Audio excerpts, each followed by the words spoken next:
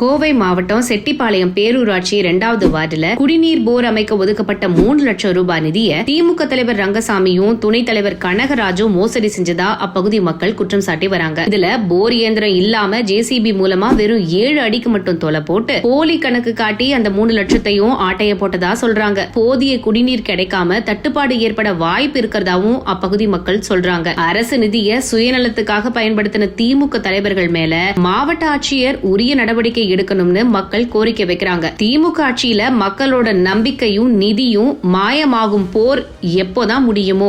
கோவை மாவட்டம் செட்டிப்பாளையம் பேரூராட்சியினுடைய அவல நிலை இன்று என்னன்னா, ஒரு போர்வெல் அமைச்சிருக்காங்க. போர்வெல்லுடைய மொத்த ஆழம் பாத்தீங்கன்னா 7 அடி.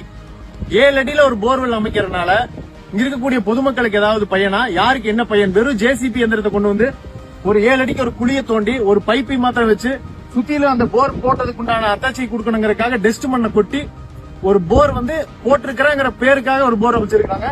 இது மாத்திரம் இல்ல, இந்த போர்ல இருந்து நேரம் மேல பாத்தீங்கன்னா ஒரு 10 அடி உயரத்துல மட்டும் ஈபியினுடைய கம்பி போகுது, மின்சார கம்பி போகுது. அந்த மின்சார கம்பி போற இடத்துல நம்ம போர்வெல்லுடைய எந்திரத்தை நிறுத்தவே முடியாது. இதை எப்படி அமைச்சாரு, என்ன ஒரு கான்செப்ட்ல இது பண்ணிருக்காங்கன்னு தெரியல.